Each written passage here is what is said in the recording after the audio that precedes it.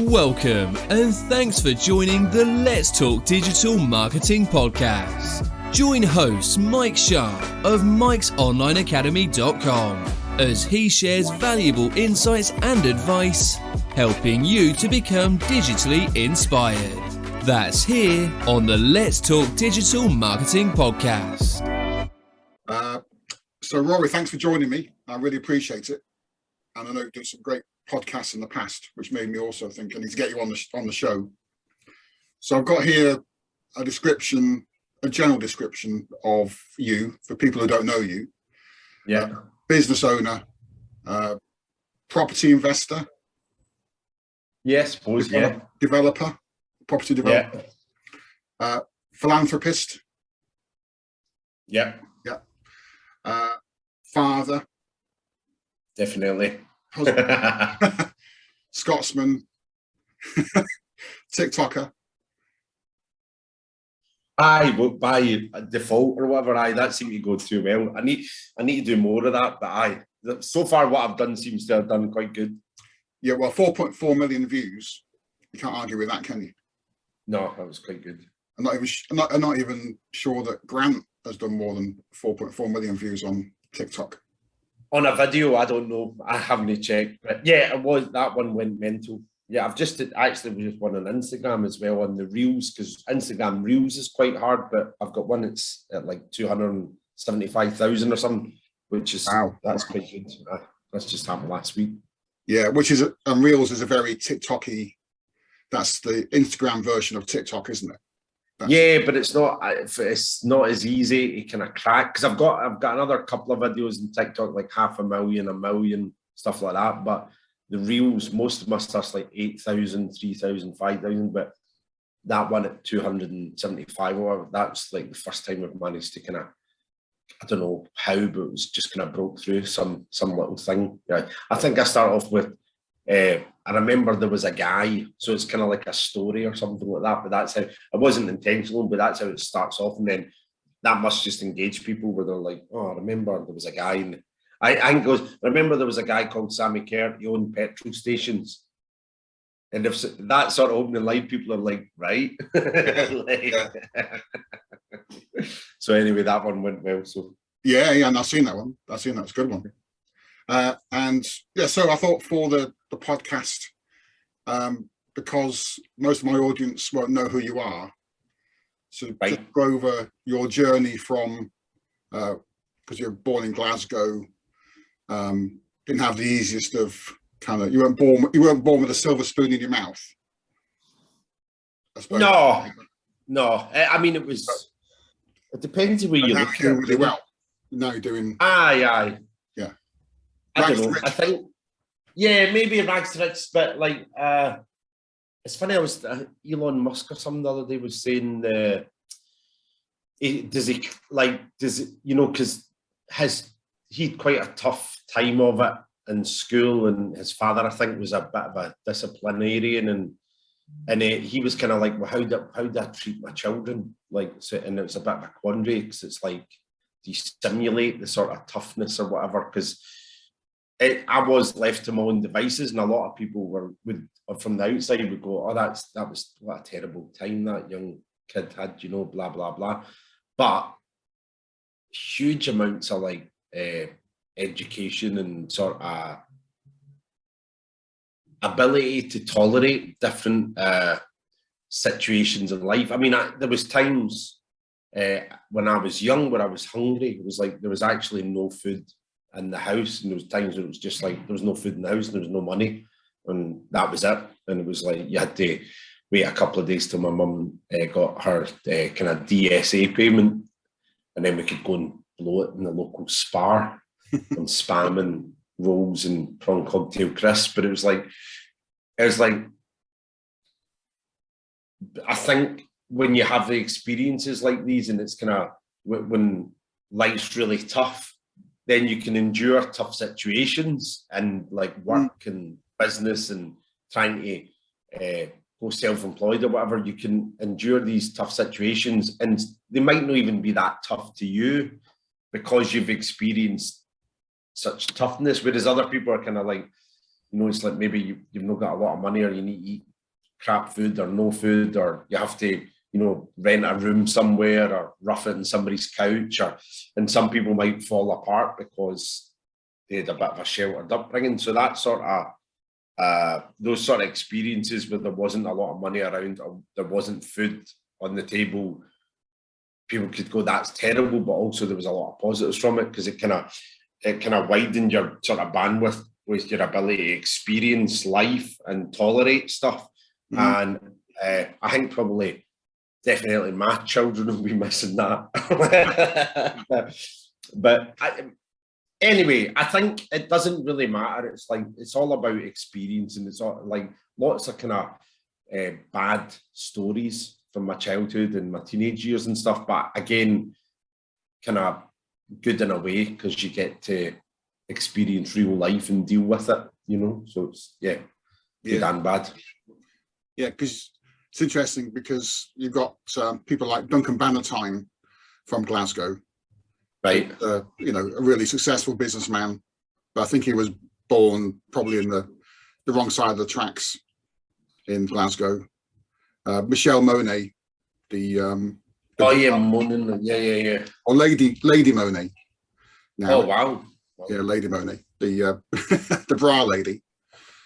Yeah, she's done well. Yeah. So I can see where you're coming from on that one. Definitely. Yeah, she doesn't seem as happy as I'd like. I don't know her, but from the outside, I don't know. Yeah. So she's quite a tough character, but she's definitely done well. But she's definitely tough. But Bannatyne guy's quite tough as well, I suppose. But yeah, definitely.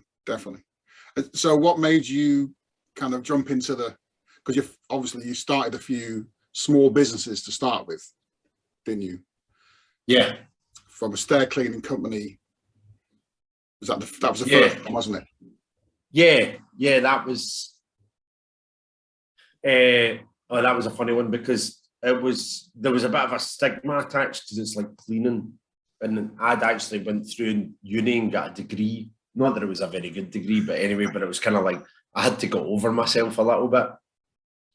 But I just remember seeing like the guy, and there was a couple of other people doing it, and they were doing quite well at it.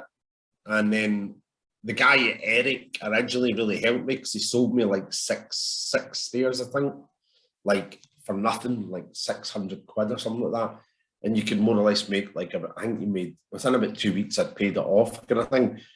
But it was basically cleaning communal stairwells within like apartments. Well, in Edinburgh and Glasgow, we've got things called tenements. There's some of them around the UK, but they kind of have like a stone floor or a hard resin floor, and they go from like 6 flats to 16 flats in one stair. You basically just sweep them all down, dust all the banisters, mop them, and kind of do that every week. And then everyone in the stair pays like £1 or £1.50 per clean. But when I started doing that, there was like, the guy gave me 6 stairs cheap, but some of them had some problems, like some of the people weren't paying, and not everyone had agreed to it. And then I had to overcome these, you know, dealing with customers, and then dealing with the stair, and also kind of like, okay, well, I'm not going to clean the stair anymore because I don't have full agreement. So then the rest of the people in the stair had to kind of put pressure on the people that weren't paying. I wouldn't say who wasn't paying, and you'd sometimes get a strong customer that really wanted the stair cleaned, and they would get everyone involved. And but I just gradually used sort of communication and dealing with people to kind of get these kind of 6 stair contracts going well. And then I started advertising, putting posters up in stairs, like if you'd want them cleaned, and again, dealing with different people and kind of building it up. And then I had to learn how to stop doing it myself and getting other people to do it, and then I experienced that people like letting me down, people being more reliable. So, you know, building a team and kind of advertising it, and then I had the administration with everyone paying, you know, and had to keep good. That had to be done well, and had to print out invoices and learn Excel. And just gradually I started to build it. And initially was only getting about 250 quid. And then I quickly built it where I was getting like 500 to 700 quid for a day. And that's when it really started to do well. Yeah. And how did you get from there to running Ben's Gutters? Because Ben's Gutters, just before I go on, isn't that now the biggest guttering company in the UK? It's the biggest gutter and maintenance company in the UK, yeah. Wow. So about 150 staff, I think. Wow. So how did you, in a nutshell, I guess it's a very long story, but in a nutshell. Well, I mean, yeah, originally I was in Edinburgh and I was doing quite well in the stairs, and then I was like, okay, how do I make more? Like, how do I get bigger? And there was a guy, Murdo, that I knew that was driving about in a brand new top of the range, like 7-seater Mercedes Jeep. And this was like, I don't know, this was 2008, 2007, 2008. And Murdo always had businesses, always had money, was really good to be around, very knowledgeable, and had an opinion on everything. And I used to always kind of chat to him. We'd have good chats. And he was like a maverick. And then I see him driving about in this big brand new Mercedes Jeep. And I was like, what are you doing for money these days? And he's like, oh, well, come down to London, I'll show you. And I was like, no, just tell me over the phone. He's like, no, come down to London. Right, okay, I'll come down. So I flew down from Edinburgh to London and met him. And I was like, right, what are you doing? He's like, I'm doing gutters. And I'm like, oh, Murdo, I just flew all the way from bloody Edinburgh. Like, did you know I told me you're doing gutters over the phone? And anyway, that's what I started doing that for him up in Scotland. And then I did really well at it, built up a couple of teams, started delivering good and giving him kind of money every week. And he was happy and I was happy. And then I was doing so well that he then said, oh, can you just run the whole company? So then I sold my stair cleaning business and the gutter maintenance stuff up in Scotland. And then I moved down to Sussex. That was like 2009 or something. And then worked for him for about a year or so. And then me and his brother ended up buying the company off him about 11, 12 years ago. And then we kind of built it up from there. Wow. So why is it called Ben's Gutters? It was just one of the first cleaners. One of the first guys that worked for him was called Ben. And he just, on the spur of a moment, called that. And then it stuck. And then we got too big. And everyone knew our name. And then I was like, we couldn't change it. And it's just remained Ben's Gutters ever since. And how did Stuart get involved? Your business partner? Yeah, he was this. Stuart was working in Ben's Gutters with me and Murdo at the beginning. He was mostly doing like the treasury and finance and stuff like that, the legal side and stuff. And I'm kind of good at sales and like marketing and different things. So organization, systems, like building teams up. Yeah, just anything that kind of do with making a business bigger or streamlining it or making it more efficient. I'm excellent at. I'm not so good at starting from scratch, from nothing. And I'm not so good at calling it a day on stuff. I'm just good at kind of maintaining stuff and making it bigger. I can do that really well, I've noticed. Yeah. So what like promotional methods did you use in the early days of Ben's Gutters to get promotional? Yeah, well, I mean, back in 2009, it was mainly leaflets, word of mouth, vans. And also the leaflets is a dangerous territory because you give someone 10,000 leaflets and say, can you put them out? And then that's where the kind of control aspect goes out. So you had to develop lots of different ways to really monitor if they were actually going out. Yeah. And then at one point, because it was so bad with different leaflet companies, like we'd give them 20, 30,000 leaflets, you wouldn't hear a peep. It was like, oh yeah, and they'd have different distributors they gave it to, and like nothing would happen. So then we started our own leaflet company for a while. Oh yeah. And we're distributing leaflets in London for us and other businesses. So we had to actually develop a leaflet company to actually feed the guttering company. Yeah, and then gradually kind of Google and Instagram and Facebook and all these sort of things, mostly Google, internet, websites, you know, all that started to kick off, and then we started focusing more on that side of things. Yeah, because I'd imagine with guttering, like Google Ads and SEO and websites would be the main money driver, because obviously people in an emergency, they Google gutter repairs, and yeah, then all the stuff. Facebook's the same, Instagram's the same. Like, all these things are good, and you have to have. I mean, we've had 6 or 7 copycat companies as well, just more or less mirror our marketing. So it's constantly trying to track these guys down and give them cease and desist letters and all that sort of stuff, because they're violating copyright. They literally just copy our promotion marketing campaigns. It's like, wow. So we've got somebody even just tracks them down now. So it's like fun and games. So what percentage of your efforts go into promotion? Like, do you get to a point where you get like, don't bother promoting because it's so busy, or do you? Well, I mean, it's not the thing. You have to.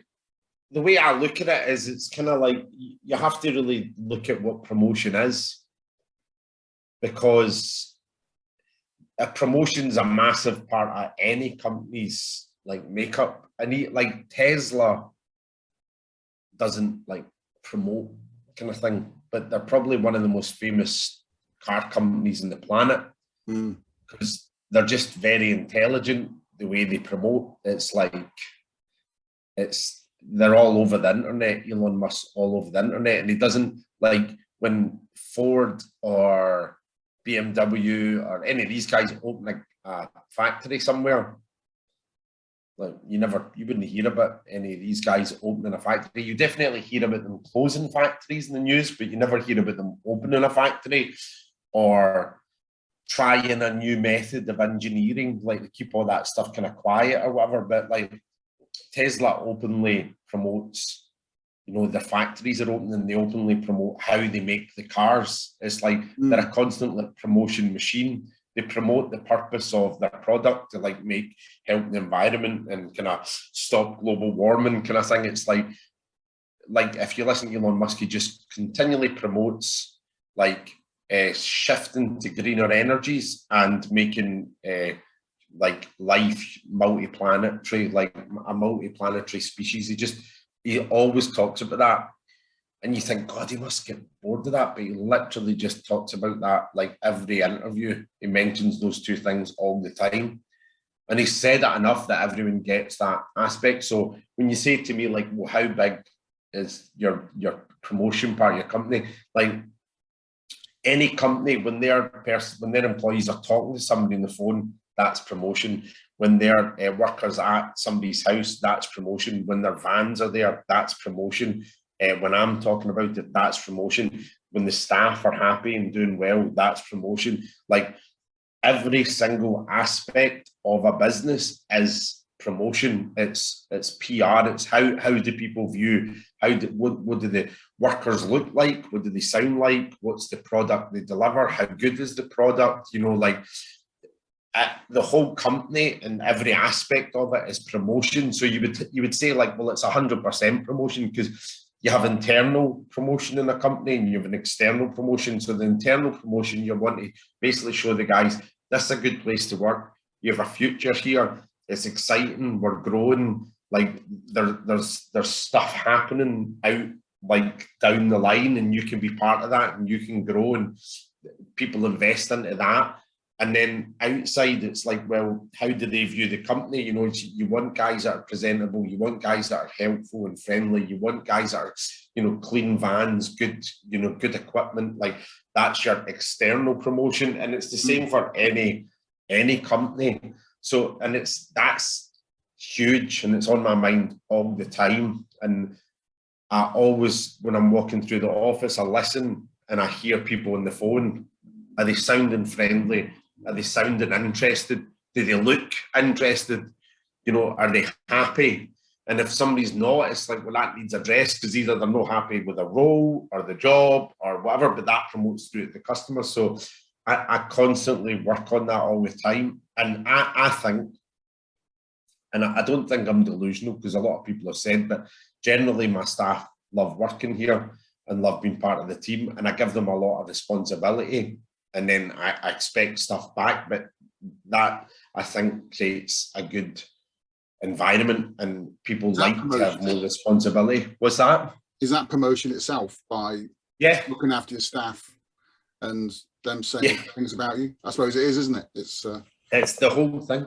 I mean, even the cleanliness of the office is promotion, you know, and it's like we had some equipment in reception and it was sitting there for about 2 weeks. And I said to one of the guys, like somebody comes in for a job interview and we've got equipment sitting in reception. Like what that doesn't give the right permission, especially because we've got like a 32-acre estate with like 6 stable blocks 2 miles up the road. Like we don't need to have equipment sitting in reception.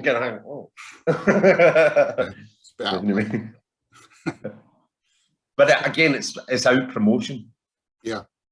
It's not in. Do you see, like with yourself, because with Ben's Gutters, you've also yourself have been a lot more out there as a person, so you're promoting yourself as well. Is that as important? Yeah, I mean, with Elon Musk and Tesla, do you want to be Ruaraidh and Ben's Gutters? Would you? I mean, I like helping folk. I really enjoy. I just get people messaging me. The main reason why I promote like how I'm doing well is people will message me, particularly young folk. I actually target young people in Scotland as my target audience on Instagram. Might be a bit racist or whatever, but and then I get young people from Scotland, young chefs, photographers, guys owning cleaning companies, and they're like, Rudy, do you mind if I ask? And I'm like, no. And they'll ask me questions. And some people try to get into property. And I like that. Yeah, I've had a few people help me through the years. And for nothing, they just help me. And I always hold them in really high regard. And it's the same, I'd like to help folks. So it's not really, I'm not trying to promote the company or any of the consultancy stuff or any of that, like the property stuff or anything like that. I just show that to people and sometimes show it like, look, it can be a bit tough as well. It's not all rosy, but I promote that. So as people go, oh, look at this guy, you know, he's got property, business, family, big house, you know, nice car, blah, blah, blah. And then they say like, oh, really, do you mind if I have some questions? I'm no, fire away. I've even got a guy that messages me from London that's got a Caribbean steel band and he does property as well. And yeah, just now and again a wee question, they'll just fire me a wee question on something and I just reply, and I enjoy that. At some point I'd like to maybe make something of it, maybe a monthly meeting or something, but I don't feel that I've got enough of a following to create that. So I need to work on my social media a bit more to do that. Yeah, because Grant Cardone in his book 10X Rule, I think it might be somewhere else where he says along the lines of like a lot of people who are successful, they fly under the radar. Whereas people like yourself, Grant, and Samuel Leeds, the property guy, they're flying above the radar. Yeah. Does that also, though, help business as well as, is it like get your name out there? Just now for me, business-wise, it's probably goes against it because I do get a lot of people copying me. Right. But I think Samuel Leeds, he has property courses, and obviously the more promotion he does and people go and they do his property courses, and I've only heard good things about his property courses, and anytime I spoke to him, he's like incredibly knowledgeable about property, and he can make money like off property straight off the bat, like in a day. He is, for him it's a game, and he's really good at it. So his courses, they're cool, but that's his business. He has to promote himself. Grant, again, like his business, well, he's got multi-billions in property, but also his followers invest, like crowdfund, to buy those properties and stuff. So, and then he's got all the sales stuff and all that. So again, that promotion feeds into that business. Myself, I don't really have any like that stuff. There's not like a feedback loop from me doing social media to coming. I mean, maybe a little bit with regards to, I do get approached for people wanting to come and work for me, and they know because I'm successful and stuff like that. And I have had some good staff, I suppose, that kind of knew about me before I like knew about them. But again, my main drive, my main purpose to kind of put myself out there is in the hope that I can help folk, and particularly young folk that want some direction. There was a guy a couple of months ago, I remember just now as we're talking, and he was at uni, and he dropped out of uni, and he had a bit of money, and he was trying to start his own kind of project. I think he was a little bit uncertain whether that was the right move, and I was like, no, it definitely is, like, go for it. And he'd already done it, so I was like, just give him some reassurance kind of thing.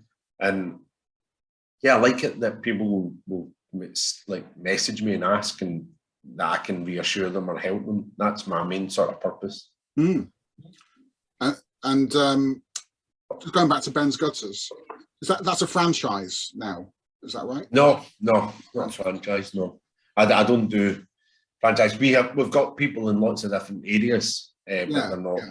But I see some people online. Oh, it's a franchise. I'm like, no, it's not. Oh, okay. Yeah. I did wonder actually, because there's a Ben's Gutters not far from where I am. Yeah. We've got I think 2 guys live down your way. Yeah. So I've got a guy in like the borders, got a guy in Scotland, got guys in Birmingham, Manchester, Wales, Bristol. Wow. And now you're expanding into like Europe? Yeah, we've done Switzerland. I've got a guy there, and then we did Belgium, and Germany. But we're still trying to get our head around the sort of finance laws there are like crazy. So then we thought about maybe just do America, might be more straightforward. But yeah, I think if you've got a good business model and something works, you can export it. So, and why not give it a try? It's a bit of a laugh. But yeah, we were doing it in Belgium for a while, but just trying to. It's weird. The German tax system's like bizarre, but like yeah, blah blah blah. Yeah.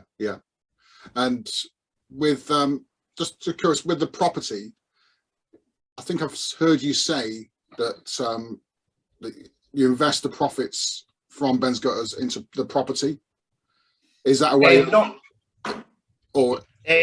Again, some of it, but a lot of the profits are reinvested for expansion. But yeah, I think like property, if you get the right property and properties, it's like they're just.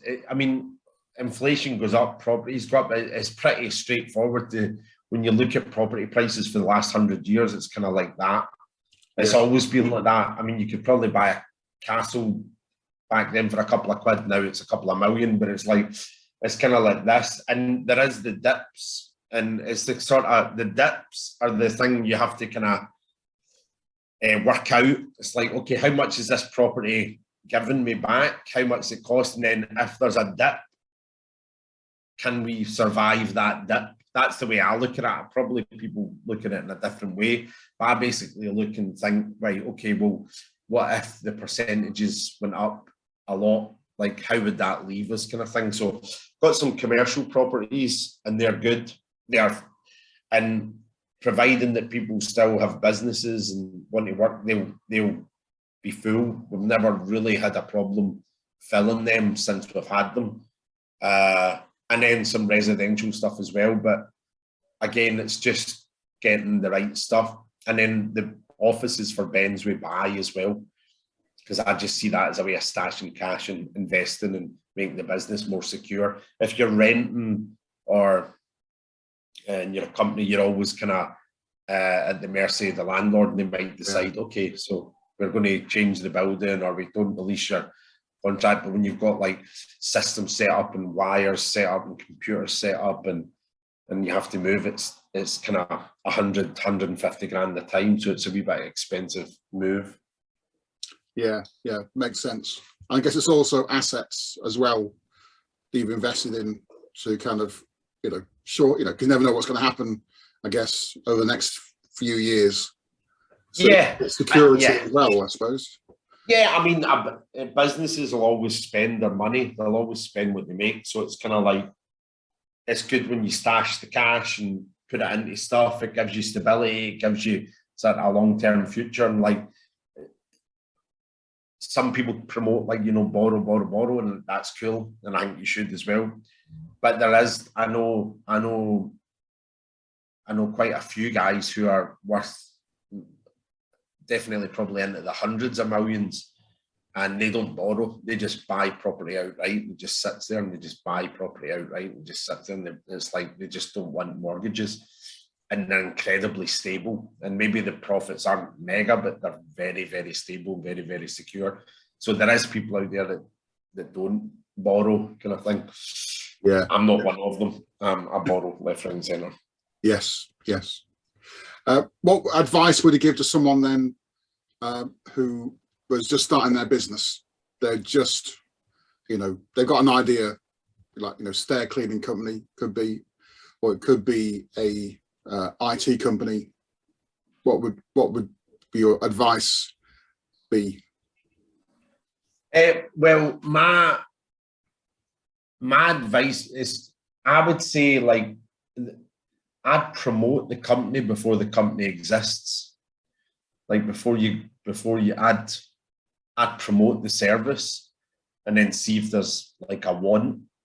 Because it's like, I think a lot, definitely through the years, I looked at people and I see people maybe get like, I mean, this is more in the time when I was kind of working out what I wanted to do, but I see people get a shop or get a van and, start kitting it out and stuff before they'd actually got busy and like tested the water, and then they get all the stuff ready and then nothing happens. I remember there was a guy that up in Edinburgh was started a cafe with his partner, and I was kind of like, well, like, how's the street? Do you watch the street in the morning to see, is it like, what's the passing trade like? And I was like, they hadn't done any sort of initial sort of workout to see, well, is there a want for a cafe in that area?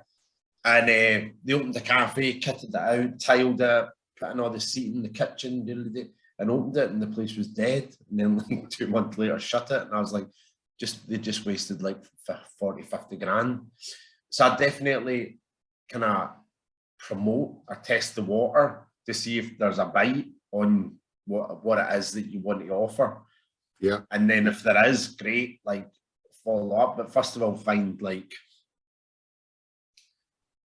just like you mentioned IT or something. So what's the IT service? So it's like it's SEO for businesses or something, right? Well, that's probably a bit outdated now because it's all ads and stuff. But it's like, so then the person would contact companies or businesses and say, I'm a Google Ads guy. Do you want my service? And if he contacts 50 local businesses and all of them say no, it's like, okay, maybe his pitch is wrong and he needs to check his pitch. But if he tries it a different way and he keeps on trying it before he knows anything about Google Ads, and then if nobody says yes, then it's like, right, bugger that. But people are, oh yeah, Google Ads, yeah, oh Google, oh yeah, okay, great, right, I better find out about Google Ads. But I wouldn't go and study about Google Ads for like 3 years and then I'd find out who wants the service first before delivering the service. Or like a cleaner would be like, yeah, putting out leaflets before you've went and bought a van and you know, your vacuums and all your cleaning equipment, like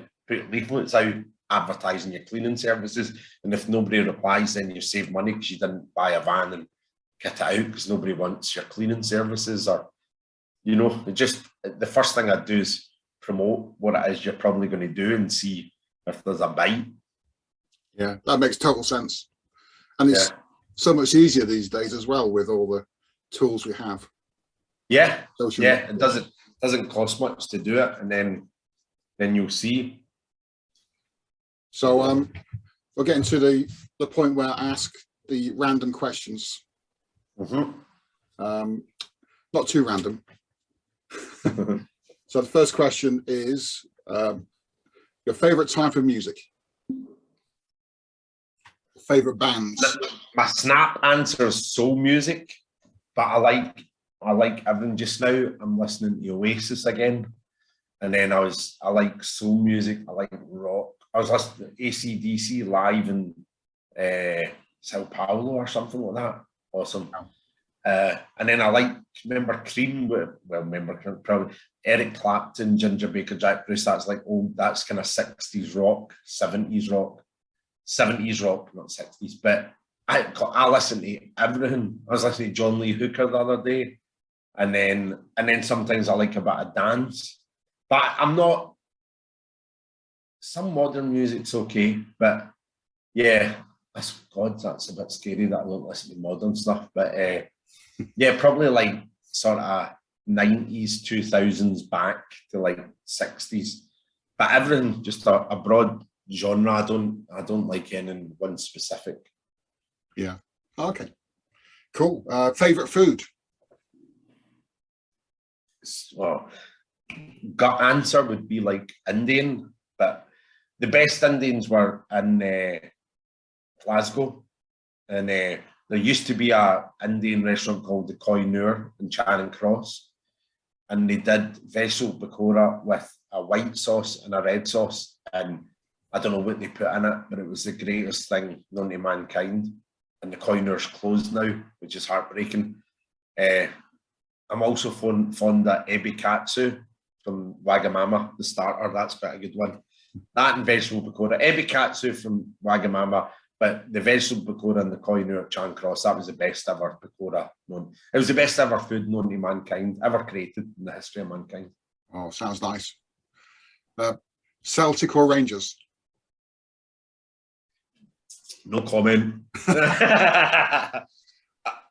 It's weird because when I was brought up, my dad tried to just get me to support Aberdeen when I was from Glasgow because he didn't want me to be part of the kind of Celtic Rangers thing. And I've got mates that are Rangers and mates that are Celtic, and one of my mates is Partick Thistle. One of my best mates is Partick Thistle. But I went to Celtic games. My wee cousin played for Celtic, played about 100 games for Celtic, and then I went to Rangers games as well. But I don't know, I was quite fortunate where basically my mum and dad brought me up not to be one or the other. I went to Catholic schools and Protestant schools, so I had Catholic mates and Protestant mates. So, and that's honest truth. So I wouldn't pick one over the other. No, that's fine. Maybe St Mirren. Oh no, because I used to. I mean, my main team was probably Clydebank. In fact, I'll show you something. Hold on. This is I'm actually a member of the Clydebank football club. Oh wow! And I've got a certificate as well. In fact, I'm going to show you my certificate. But yeah, actually, I'm a honorary member of Clydebank football club, and I used to go and watch them. They're called the Bankies, but St Mirren were one of our enemies, so I'm happy to admit that. But then the owners of Clydebank, the Steedmans, sold it, and then they built like a shop. There wasn't even a shopping centre. It was like a shoe shop and a McDonald's and some other things. And then I've still not got over that. But Clydebank are a junior club now. But I actually thought I could probably buy Clydebank and help resurrect them. So I might do that at some point in the future. Yeah, I had that thought myself. Actually. Aye. What would you say was your favourite book? Again, well, the most effective book I've ever read is Dianetics by L. Ron Hubbard. That would be the one that gave me, that was the most powerful book on the mind and life, definitely, hands down. That would be the most useful and effective book I've ever read. My favourite book recently would probably be, I think, Elon Musk's autobiography. I read that and I was like the torture that guy is able to tolerate is absolutely incredible. Like, and how much that guy is willing to risk and go for it is like, I've incredible admiration for the guy. I think, like, yeah, he's just so analytical in his thought process. He's so intelligent. I think, yeah. So I also bought about 150 grand's worth of shares in Tesla. When they were, I think they were at 600. They're now at 200. No, they're 600. I think they're at 1,200. I wanted to buy at 60, like when they were at $60 years ago, and I just had no money. And I was like, this guy's going to take off. This is going to work. And it was maybe like 5 years ago or something. I just had no money, no free cash. And then when I sold my first house, I took quite a lot of the money from that and then bought shares, and I've been buying them ever since. But if he ever floats SpaceX, I'll just put a wad into it because I just love the guy so much. And then I've ordered a Model X and I ordered a Cybertruck thing as well. Wow. So I'm quite a big Tesla fan. Yeah, absolutely. I think he's great. Yeah. What's your favourite quote? I quite like to quote from Napoleon Hill, where he said, "What the mind can conceive of, it can achieve." And I thought, it's true. It's like, and I've sometimes struggled with that before, where my dreams or my goals aren't big enough, because I've pretty much achieved everything. Like I usually write down my goals, and I've got them. I keep them, and I found one from about 10 years ago, and I've achieved everything that I wrote down at that point. I need to actually do a new one.